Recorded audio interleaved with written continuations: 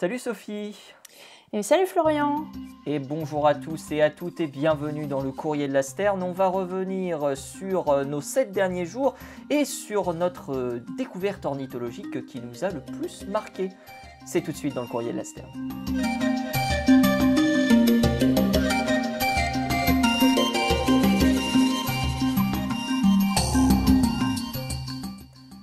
Comment ça va Sophie? Eh bien ça va très bien, et toi? Eh ben écoute, ça va très très bien. Semaine un peu longue qui s'est conclue par une conférence, donc j'en ai profité pour me reposer un petit peu.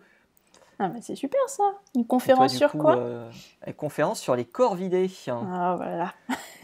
Beaucoup de choses à dire. Et toi, du coup, tu as abandonné les oiseaux de Johannesburg pour les oiseaux de France, c'est ça? Et oui, bah, pour passer un petit peu de temps parmi vous, voir un peu les bestioles du coin, voilà. Exactement. Ah, désolé, on n'a pas de pigeon en forme d'ibis. Faudra faudra s'y faire. Faudra se contenter d'autre chose, mais c'est pas grave, parce que j'ai ramené 2-3 petites idées qui viennent d'Afrique du Sud quand même, dont on va parler aujourd'hui. Et j'espère que ça vous plaira. Et du coup, on parle de manchot parce que c'était la semaine internationale du manchot. Et La journée La internationale journée du manchot. internationale du manchot, exactement. On va parler manchot du Cap. Alors, pour les manchots du Cap, je ne sais pas si tout le monde le sait, mais il y a des manchots qui vivent en Afrique. Il y a même qui vivent en Afrique du Sud. Alors, tout le monde peut se dire, oui, les manchots d'habitude, c'est plus les climats froids, mais en fait, il y en a en Afrique du Sud parce qu'il ne fait pas si chaud que ça au sud de l'Afrique, à la pointe, donc au Cap. Et nous avons donc une espèce de manchot qui s'appelle les manchots du Cap, Sphenicus demersus pour ceux qui veulent le nom latin. Alors, ce manchot du Cap, il a une petite particularité qui est quand même assez intéressante. Il a un ventre blanc, et sur ce ventre blanc, il a des petits points noirs. Et alors, ce qui est très intéressant, c'est que ces points noirs sur le ventre blanc, ils sont spécifiques à chaque individu. Donc c'est un peu comme au bout de nos doigts, on a nos empreintes digitales qui sont spécifiques à chacun. Ok. Et ben, les manchots, ils ont des petits points noirs sur le ventre qui sont un peu leurs empreintes digitales.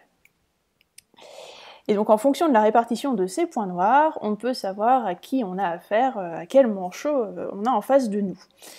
Alors, les points noirs, il y en a plus ou moins selon les individus, évidemment, et ce qui est intéressant, c'est qu'ils l'ont utilisé récemment pour des programmes de conservation et de suivi des populations dans la nature, pour arriver à reconnaître, grâce à des petits programmes, des petits logiciels sur photo, reconnaître automatiquement les individus qu'ils avaient devant eux en prenant des photos simplement de ces manchots. Effectivement, c'est incroyable, et c'est très très intéressant pour la conservation parce que ce sont des méthodes de suivi qui sont non invasives. Alors je ne sais pas si vous voyez un petit peu quelle méthode de suivi on peut avoir en conservation dans la nature avec les espèces sauvages. On a des trucs comme des colliers par exemple. Pour les manchots, on va aussi attacher des sortes de petits tags à leurs ailes. Bah, les bagues, par exemple, les ça en bagues, est en soi. Effectivement, on a des bagues aussi, et puis on a tout un système de localisation GPS aussi, qu'on peut attacher avec une sorte de mini sac à dos sur le dos, ou simplement aux pattes. Un petit harnais sur les pattes, ouais. Exactement. Et alors le problème, c'est que toutes ces techniques-là sont un petit peu invasives, c'est-à-dire qu'on est obligé de capturer l'animal déjà pour le mettre dessus. C'est pas terrible au niveau du stress, et puis en plus, on est obligé d'attacher quelque chose sur l'animal, voire même mettre à l'intérieur une petite puce, un peu comme on puce nos chats et nos chiens, avec un petit système GPS à l'intérieur en plus pour pouvoir le suivre derrière. Donc c'est quand même, c'est beaucoup de stress pour l'animal, et c'est des choses qui peuvent possiblement l'empêcher soit de se nourrir correctement, soit d'avoir une reproduction efficace, et avec du succès en tout cas reproductif. Donc on n'est pas... Voilà, c'est pas le mieux, donc on essaie de trouver des méthodes qui sont non invasives, en l'occurrence cette petite méthode de reconnaissance faciale appliquée aux manchots, qui peut être quand même assez intéressant.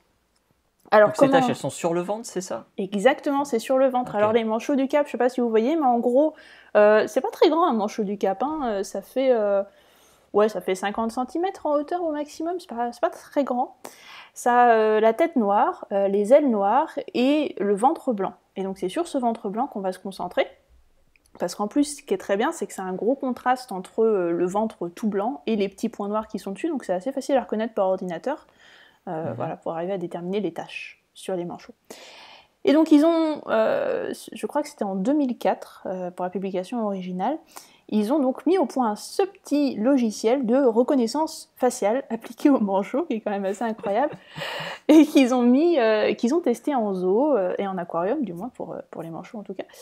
Et ça, c'est une petite caméra qui est donc liée à un système d'ordinateur et de petits logiciels qui va prendre des photos des manchots qui passent devant la caméra, donc un peu comme un piège photo, et qui va derrière traiter les photos directement en fonction du nombre de points qu'il y a sur le ventre. Donc ça arrive à reconnaître à la fois le manchot, donc la forme du manchot, et à localiser le ventre, et sur le ventre ça va compter les différents points en fonction des différents endroits où il se situe. Donc il y a tout un système de voilà, il y a tant de points par quartier, il y a tant de voilà. Donc c'est quand même assez complexe, et ça marchait pas mal en zoo. Et alors il y a un petit mais par contre, parce qu'il y a toujours un mais.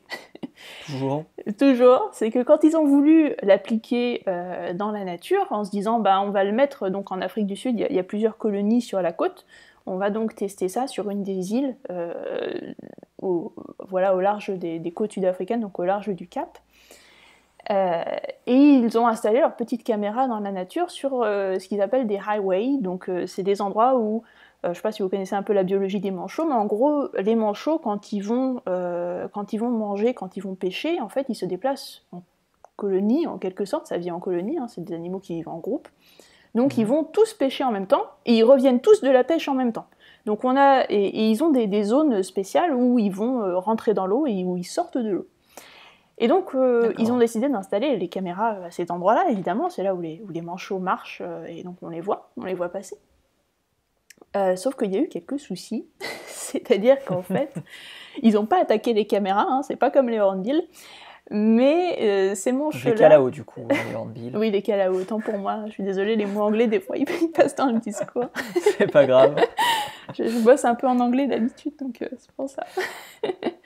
D'ailleurs, ne pas confondre, hein, pour ceux qui suivent, manchot et pingouin, c'est pas du tout la même chose. Le terme anglais, on appelle ça des penguins, mais en français, on appelle ça des manchots. Le pingouin en français, c'est pas la même espèce. Hein. Et il faut savoir aussi que les Anglais ont un terme pour pingouin. Le vrai pingouin. Le pingouin, le petit pingouin, le pingouin torda, qui est razorbill. C'est exactement, c'est ça. Et ça, pratiquement personne ne le dit, alors que il y a bien une distinction entre manchot et pingouin également chez les Anglais. Exactement, mais je vois que tu maîtrises l'anglais. Parfait. Of course. Of course. Of course, je dirais même plus. C'est normal. Bref, donc tout ça pour dire que ces manchots, donc ils parlent anglais. Ils parlent anglais, absolument, vu qu'ils habitent en Afrique du Sud, donc ils sont totalement bilingues, c'est merveilleux. Et donc ces animaux-là, quand ils vont se déplacer pour pêcher, donc ils se baladent tous au même endroit et ils y vont en groupe. Donc on a posté les caméras à ces endroits-là, sauf que plusieurs problèmes.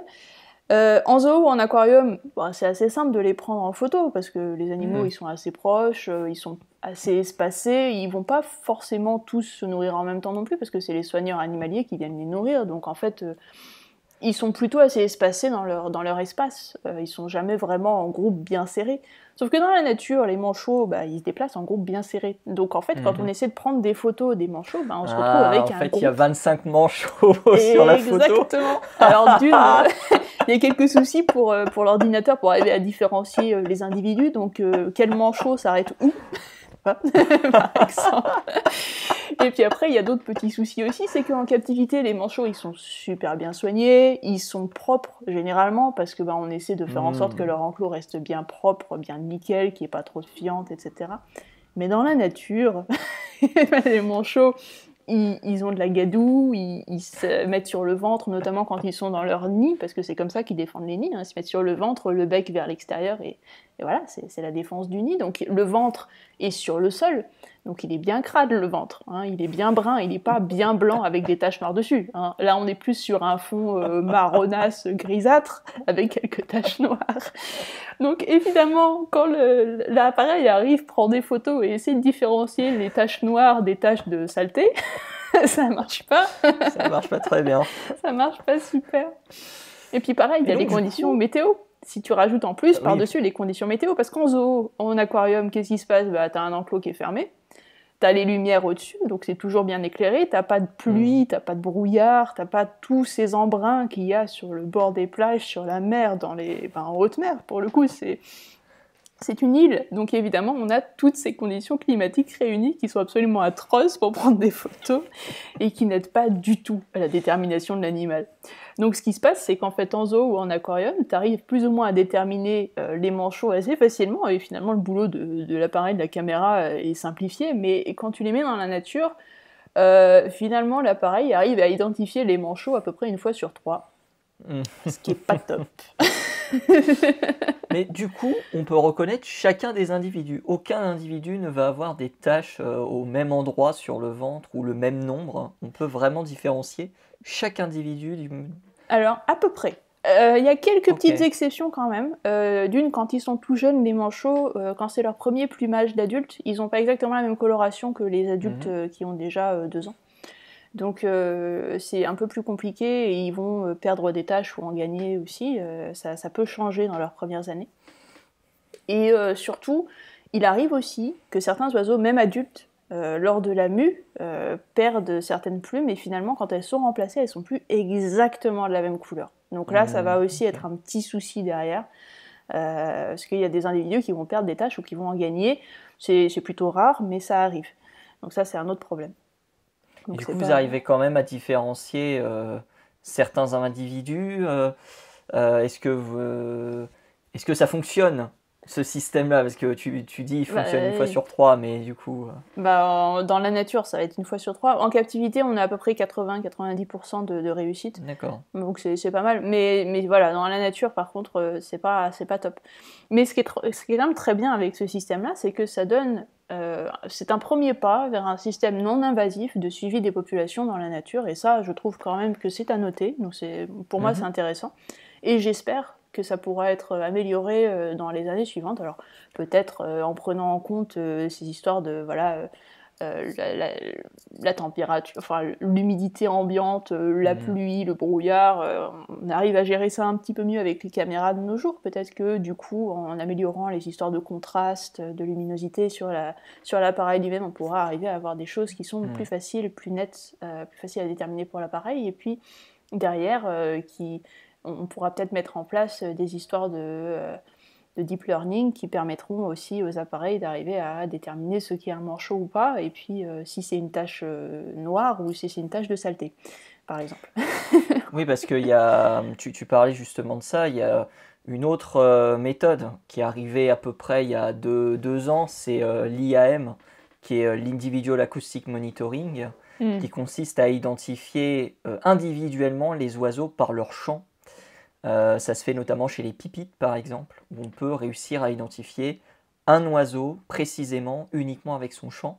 Malheureusement, ça ne se développe pas chez tous les oiseaux. Certains oiseaux, on s'est rendu compte que l'IAM ne marchait pas, mais ça peut être aussi une autre méthode pour identifier les individus, d'autant plus qu'on est en train de se rendre compte que les caméras sont quand même beaucoup plus problématiques qu'on le croyait chez les oiseaux, parce qu'il y a une étude qui est sortie l'année dernière qui montrait que les oiseaux dépensaient 40% de plus d'énergie que s'ils n'étaient pas équipés de cette caméra. Donc oui, il y a une vraie réflexion qui se fait depuis quelques années sur... effectivement, on fait les programmes de conservation sur les oiseaux, on essaye d'avoir le maximum d'informations sur eux, mais on pourrait encore optimiser notre suivi, quoi. Exactement, donc il faut vraiment trouver des méthodes de suivi qui soient adaptées à l'animal en question, parce que tous les oiseaux sont différents, et qui puissent quand même nous permettre, à nous chercheurs, d'arriver à suivre ces populations-là, parce que c'est quand même ça le but, et de les aider derrière pour la conservation. Donc voilà, mais oui, le manchot ne chantant pas, il fait quelques bruits, mais il chante pas vraiment, donc ça va être compliqué. Après, c'est un peu plus complexe. Ça marche pas. D'ailleurs, l'IAM ne marche pas chez tous les oiseaux, les passereaux, donc en soi... Ça dépend du chant. Oui, c'est ça. Ça dépend je sais pas encore de quoi ça dépend précisément. Puisque par exemple, chez les psittacidés, je sais plus comment c'est, si c'est les perroquets ou les perruches de Porto Rico, quelque chose comme ça, on peut différencier avec justement l'IAM les individus. Donc ça s'arrête pas visiblement qu'aux passereaux, mais c'est récent, hein, donc il y a beaucoup de travail encore. Oui, c'est sûr. Il y a beaucoup beaucoup de travail encore à faire.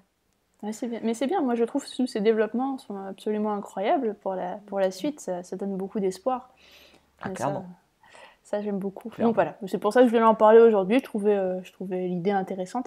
Pour ceux qui veulent les publications, la première publication qui s'appelle Automated Visual Recognition of Individual African Penguins, ça date de 2004 et après ils ont fait donc le test en extérieur sur les colonies de manchots et ça c'était 2010. Donc voilà, donc c'est pas si récent que ça, ouais, je trouvais ça intéressant. Et tout cela sera évidemment dans la description du podcast, j'allais dire de la vidéo, mais en tout cas du podcast sur YouTube et puis aussi sur les autres plateformes d'écoute. Exactement.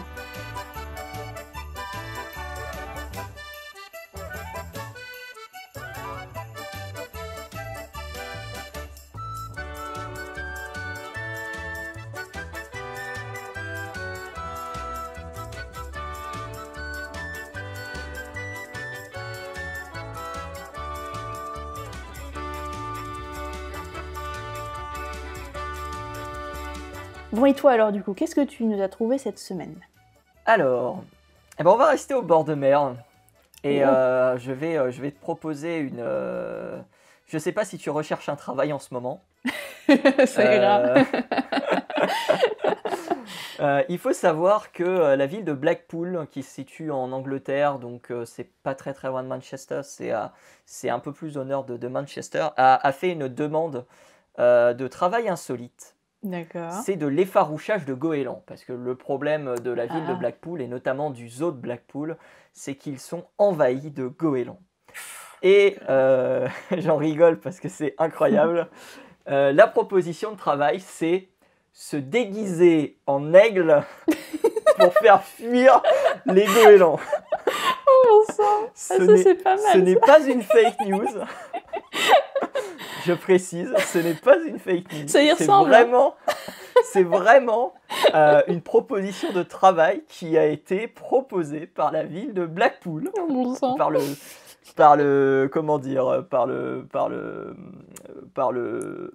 le zoo de Blackpool, parce que justement il faut faire fuir du coup les goélands. Et du coup, la personne va se balader tout ou partie de la journée dans un costume en forme de pigargue à tête blanche pour faire fuir les oiseaux. C'est génial.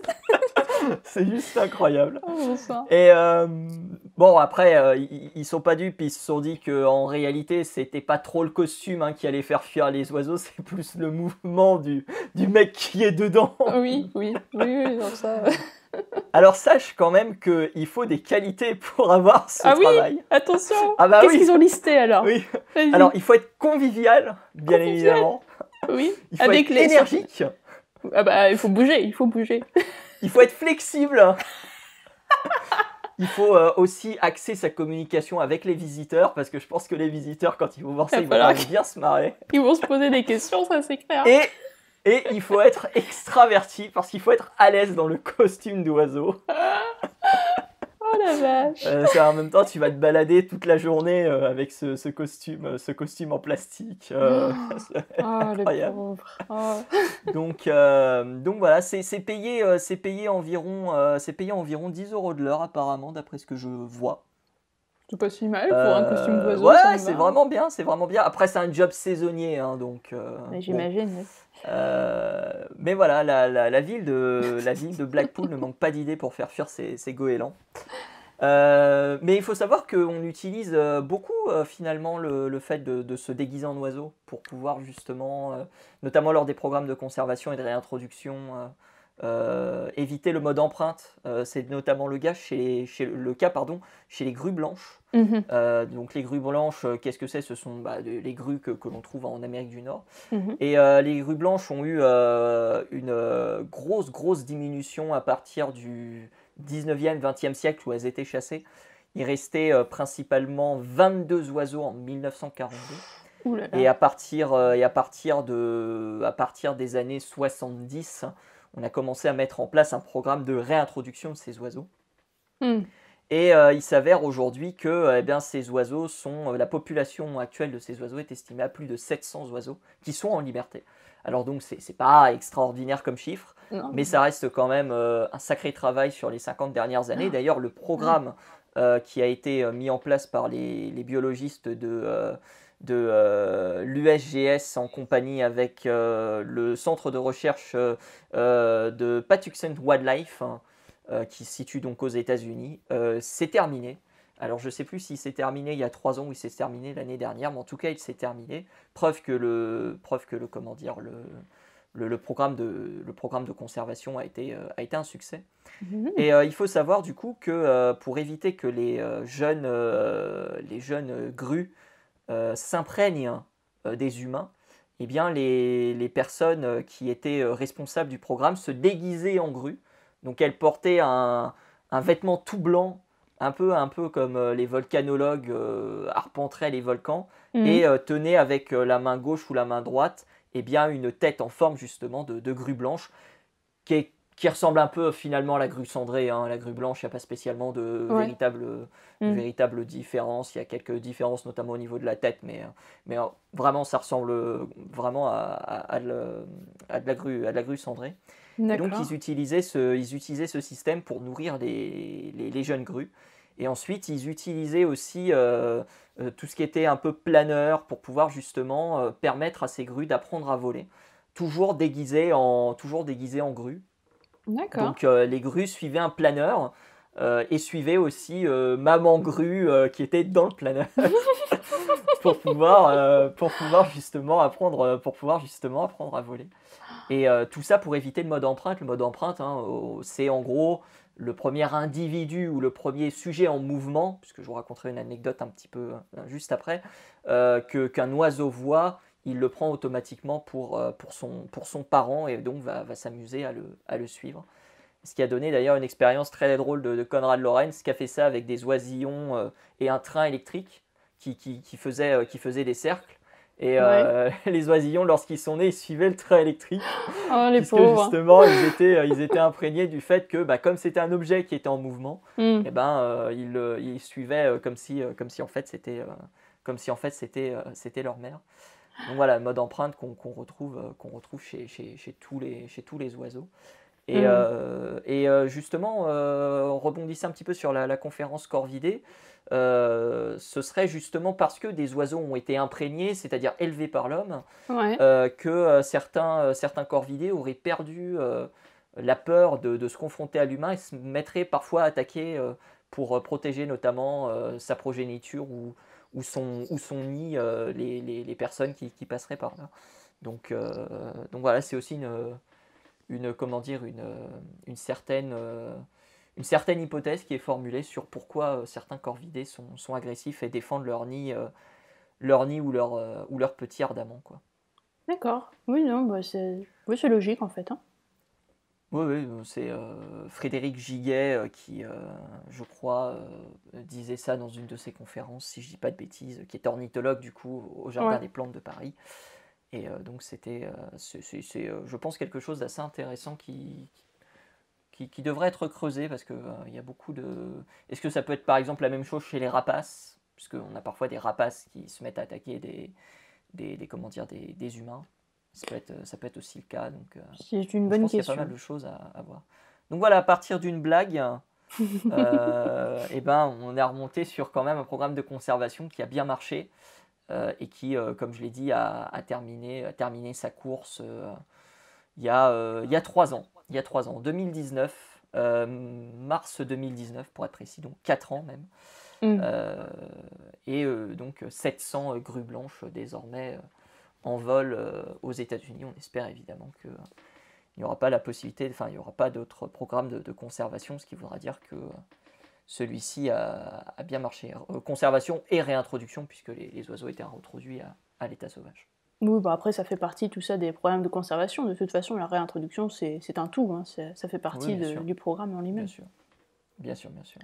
Mais il peut y avoir aussi des programmes de conservation pour ensuite justement relâcher les oiseaux plus tard. C'est le cas par exemple de la Radospix où on a commencé à relâcher les individus dans la nature l'année dernière, je crois. Donc Oui, oui, il y a tout un programme. on en avait parlé Hmm. d'ailleurs avec Victor dans le courrier de l'Aster. On parlait effectivement comment dire, du relâcher des premiers Radospix à l'état sauvage au Brésil. C'est vrai. Bah, j'ai eu la chance de rencontrer d'ailleurs l'une des personnes qui s'occupe de ces centres avec des ARA de Spix.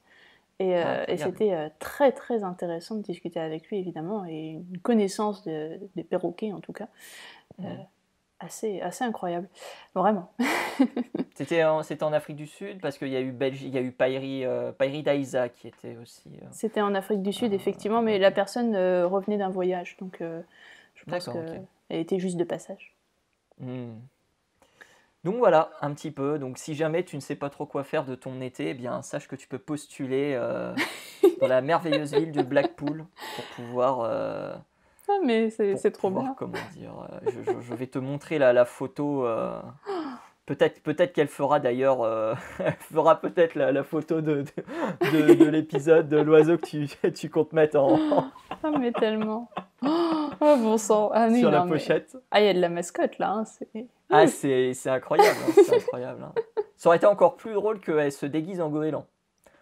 Oui, mais là je sais pas si l'effet aurait été garanti. Faudrait voir. Je sais pas honnêtement si eux-mêmes ils croient pas, hein. Ils se disent non mais c'est pas parce que ça ressemble à un aigle que les oiseaux ils vont avoir peur quoi. Donc après je connais l'effarouchement, ça se pratique avec des oiseaux de proie aussi notamment, mais effarouché comme ça par mascotte en quelque sorte, j'ai jamais vu. Je sais pas si ça fonctionne. Écoute, moi c'est la première fois que j'en entends. Alors peut-être qu'il y en a eu d'autres, hein. Peut-être que je ne sais pas, certains zoos de France l'ont déjà fait. Contactez-nous si c'est le cas. On a envie de vous poser quelques questions. On veut savoir. Dites-nous tout. Ah non, ça serait trop bien. Et on vous mettra bien évidemment, parce qu'on est très sérieux dans le courrier de la Sterne, le mail pour contacter le zoo de Blackpool si jamais vous voulez postuler. Une offre d'emploi comme ça, c'est difficile à refuser. Je suis tiraillée tout de suite. Mais imagine, c'est vraiment quelqu'un qui nous écoute, qui décroche le travail. Attention. Ce serait incroyable. Ah mais si c'est le cas, n'hésitez pas à venir en parler, parce que franchement, on veut des retours d'expérience. Hein. On veut des retours d'expérience. J'ai couru toute la journée pour faire peur à des goélands. Cela dit, je suis pas sûr que le système marche très bien, mais on va lui donner sa chance. Non, mais est-ce qu'on a le droit à une prime de risque si on fait ça? Parce que le goéland, le bec, il pique bien. Hein. Non, je demande à tout hasard, on sait jamais. C'est vraiment... Non, mais c'est...